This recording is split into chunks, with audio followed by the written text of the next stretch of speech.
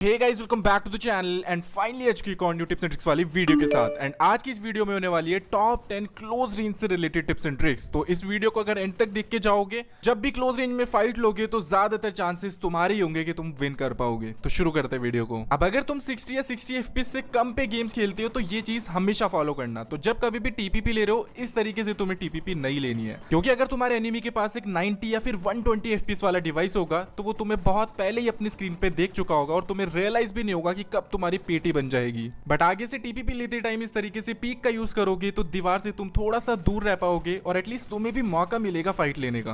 अब गाइस, जब कभी भी तुम पे एनिमीज रश कर रहे हैं और तुम एक विंडो या फिर दूर से पीक करके फाइट लेने वाले हो तो मत करना, क्योंकि डोर्स एंड विंडोज एक ऐसी जगह होती है जहां पे एनिमी का प्री एम हमेशा से होता है और जैसे ही तुम थोड़ा सा भी एक्सपोज होगे तुम पे प्री फायर आएगा और तुम नॉक फिनिश। एनिमी के लिए ये पोजीशन बहुत ज्यादा आसान होती है क्योंकि उसके पास एक छोटा सा एरिया होता है जहां पे उसे फोकस करना होता है। एक विंडो के अंदर अगर फायर करना है या फिर एक दरवाजे के ऊपर फायर करना है तो एनिमी के लिए बहुत ज्यादा आसान होता है और तुम वहीं से अगर निकल जाते हो तो भाई तुम्हारी पेटी बनना ऑब्वियस है। अब गाइस, ये फेक पुश वाली ट्रिक हमेशा काम करती है। तो जब भी तुम रश कर रहे हो, थोड़ा सा ओपन जाके तुम्हें वापस कवर में जाना है और इंस्टेंटली वापस रश कर देना है। इससे एनिमी का रिदम बिगड़ जाता है, उसका एम चोक हो जाता है और तुम वो पोजीशन में विन इजीली कर लेते हो। अब गाइस यार, ये ट्रिक मैं हमेशा यूज करता हूँ और इससे एनिमीज को मेरा साउंड ही नहीं आता है। तो जब कभी भी रश कर रहे हो, एकदम बंदे पे पहुंचने वाले होते हो, उसी टाइम पे एक जंप कर दिया करो। इससे एनिमी सरप्राइज हो जाता है क्योंकि जंप करते टाइम जो तुम्हारे एक लास्ट मोमेंट वाले फुट स्टेप्स होते हैं वो स्किप हो जाते हैं, उनकी आवाज नहीं आती और एनिमी पे तुम अचानक से पहुंच जाते हो, जिसकी वजह से एकदम सरप्राइज अटैक हो जाता है। तो भाई बंदों के लिए बहुत मस्त चीज होने वाली है। अब गाइस, प्री पीक वैसे तो बहुत बढ़िया चीज होती है जैसे कि इस बंदे ने यहाँ पे यूज करने का ट्राई किया, लेकिन अगर तुम्हारे पास एक 60 FPS या फिर उससे कम FPS वाला डिवाइस है तो ज्यादातर तुम्हारे लिए प्री पीक्स काम नहीं करेगी, क्योंकि जिस भी बंदे के पास 120 FPS वाला डिवाइस होगा, 90 FPS वाला डिवाइस होगा, उसकी स्क्रीन पे तुम बहुत पहले विजिबल हो जाओगे और जो तुमने प्री पीक लेके रखी हुई है उसका कोई फायदा नहीं होगा, बल्कि तुम पहले ही नॉक हो जाओगे। अब गाइस, 120 FPS वर्सेस 60 FPS हम करते हैं ना, तो 60 FPS वाले प्लेयर्स को हमेशा ज्यादा मेहनत करनी होती है, बुलेट ज्यादा मारनी होती है, टीपीपी लेते टाइम ध्यान रखना होता है और जब कभी भी तुम क्लोज रेंज फाइट्स में हो तो हमेशा तुम्हें प्री फायर भी पहले से ही चालू कर देना है। ऐसा नहीं कि तुम बंदा दिखने का वेट कर रहे हो, क्योंकि 120 FPS वाले प्लेयर्स की स्क्रीन पे तो तुम पहले विजिबल हो जाते हो एंड जैसे तुम स्क्रीन पे अपने विजिबल होने का वेट करते हो तब तक तो तुम्हारी पेटी बन जाती है। 60 FPS वाले प्लेयर्स को विजुअल्स पे नहीं, साउंड्स पे खेलना होता है। जब कभी भी तुम्हें लगता है कि एनिमी यहाँ पे आ चुका है, मुझे साउंड आ रही है कि सामने बंदा कैंप कर रहा है, उसी टाइम पे प्री फायर मारना शुरू कर दिया करो एंड तुम बंदों को नॉक कर पाओगे। अब देखो यार, लो सेंसिटिविटी पे खेलने के अपने फायदे होते हैं। एक्यूरेसी तुम्हें ज्यादा मिलती है, हिप फायर थोड़ा सा ज्यादा एक्यूरेट हो जाता है, लेकिन अगर क्लोज रेंज में मल्टीपल बंदों को एक साथ नॉक करना चाहते हो, जल्दी जल्दी से थोड़े से रिफ्लेक्स दिखा के मारना चाहते हो, स्पेसिफिकली अगर सोलो वर्सेस स्क्वाड तुम ज्यादा खेलते हो, तो याद रखना कि हाई सेंसिटिविटी तुम्हारे लिए इंपॉर्टेंट रहने वाली है, क्योंकि यहाँ पे बंदे अचानक से कहीं से भी निकल जाते हैं तो वहाँ पे लो सेंसिटिविटी पे तुम इतनी जल्दी टैकल एनिमीज को नहीं कर पाओगे।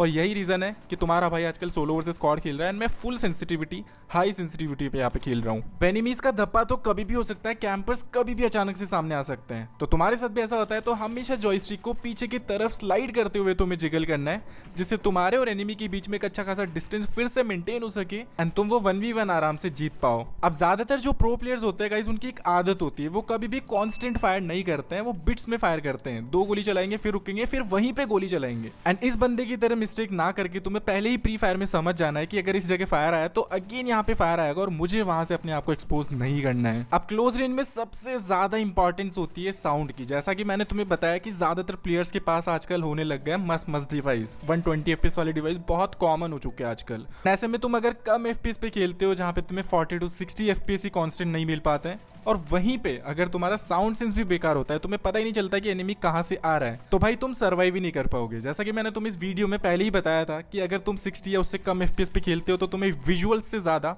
अपने साउंड पे भरोसा करना होगा, साउंड की वजह से खेलना होगा। इस चीज की अहमियत मुझे पता चली जब मैंने सोलो वर्सेस स्क्वाड खेलना शुरू किया, जहाँ पे बंदे अलग अलग मल्टीपल एंगल से आते रहते हैं। अब जब देखो एक बंदा आता है ना सामने से, तब तो हमें पता चल जाता है कैसे भी करके साउंड का, लेकिन जब मल्टीपल एंगल से बंदे आते हैं तो एक एक जो फुट होती है ना, उसको तुम्हें दिमाग में रख के खेलना होता है। साउंड सेंस की वैसे कोई ड्रिल्स वगैरह तो होती नहीं है। जब तुम एक अच्छी ईयरफोन्स या हेडफोन्स ले लोगे, अपने आप तुम्हें अच्छी खासी जो क्लियर साउंड्स एनिमीज की वो आने लग जाएगी। तुम्हें पहले से ही पता चल जाएगा कि कहाँ से एनिमी आने वाला है, कहाँ से तुम पे हमला होने वाला है। अब बहुत सारे लोग मुझसे भी अपने बारे में पूछते रहते हैं कि फ़ोन से हेडफोन्स यूज़ करते हो। मैंने सारी डिटेल्स डाल रखी है, जो भी मैं ईयरफोन्स यूज़ करता हूँ, phone coolers, type C adapters, finger sleeves, वो सब तुम्हें ये वाले चैनल पे मिल जाएगी। तो इसकी लिंक तुम्हें डिस्क्रिप्शन में मिल जाएगी, जाके चेक कर लेना अगर तुम्हें ईयरफोन्स वगैरह देखनी हो। गाइस, जब से मैंने सोलो वर्सेस स्क्वाड खेलना शुरू किया है, मेरे गेम प्ले पे बहुत सारे पॉजिटिव इफेक्ट्स पड़े हैं। वो तो मैं किसी और वीडियो में बताऊंगा, लेकिन एक और चीज़ मुझे समझ में आई है कि मैं एनिमीज़ को है ना अब समझने लग चुका हूँ। लाइक कौन सा एनिमी कैसा होने वाला है ये मुझे पहले ही पता चल जाता है। और जो भी एनिमी 2-3 सेकंड के लिए एक जगह पे बैठ जाता है, मुझे समझ में आ जाता है कि हाँ, इस बंदे का कॉन्फिडेंस थोड़ा सा लो हो चुका है और ये बस ईजी शिकार होने वाला है एक। एंड दूसरी चीज़ ये भी रहती है कि हाँ, अगर इतनी देर के लिए बैठा हुआ है तो शॉर्ट गन भी हो सकती है। तो अगर शॉर्ट गन का तुमने कन्फर्म कर लिया है और अगर फिर भी बंदा वहाँ पे बैठा हुआ है तो तुम ईजी जाके उस पर रश करो, कुछ नहीं कर पाएगा वो। क्योंकि ऐसे बंदों को या तो थोड़ा सा लैग फेस करना पड़ जाता है या फिर कॉन्फिडेंस इतना ज़्यादा नहीं होता है। और अगर तुमने 1-2 बंदे पहले नॉक कर दिए हैं तो बिल्कुल ही कॉन्फिडेंस उनका लो हो जाता है। और ऐसे बंदों पे पुश करके नॉक करना सबसे ज़्यादा ईजी होता है। अब देखो यार, मुझे नहीं पता कि जो नेक्स्ट बंदा आने वाला है ये लेजिट था या फिर ये चीटर था, लेकिन जब कभी भी तुम्हारे सामने एक ऐसा क्रीपी बंदा आता है जो पहले से एम लेके बैठा होता है, यहाँ पे तुम्हें जल्दबाजी कभी भी नहीं करनी है। थोड़ा सा पीछे आना है, पीक लेके फाइट लेनी है अगर, तो आराम से सोच लेना, पहले कैलकुलेट कर लेना कि हाँ, अगर यहाँ पे पीक खोलूंगा तो कहाँ एम जाने वाला है, और तभी तुम बंदे को नॉक कर पाओगे। कि यूजुअली होता क्या है ना कि ऐसे बंदों का हमें लगता है कि भाई नूब है, कैसे देख रहा है खड़े खड़े और इसको तो मैं इजीली नॉक कर दूंगा। लेकिन जैसे ही तुम थोड़ा सा भी ओपन में जाते हो, इतनी सारी गोलियां तुम्हारी तरफ आती है कि तुम 1 सेकंड में नॉक हो जाते हो और तुम्हें पता चलता है कि हाँ भाई, या तो गड़बड़ है बंदे में या तो इसकी पूरी चाल थी। तो ऐसे में टेक योर टाइम, अच्छे से फाइट लो थोड़ा। अब गाइस यार, गेम में लड़कियों पे ट्रस्ट करना तुम्हारे भाई के लिए थोड़ा सा मुश्किल हो रहा है। तो यहाँ पे बंदी का नाम देख के ना हमने इसको थोड़ा सा ट्रोल करना शुरू किया और बात करने की हमने कोशिश की, और देखो बस होने वाला क्या है हमारे साथ। जैसे बात करने की कोशिश करता हूँ, ये स्ट्रेट अपने टीममेट्स की लोकेशन मुझे बताने लगती है, जिससे मुझे लगता है कि ये भी चाहती है कि इसके टीममेट्स की हम जल्दी से पेटी बना दें। वही को बंदा वो पहले वेट उधर है उस साइड है, बना दें। वही को बंदा वो पहले वेट उधर है उस साइड है।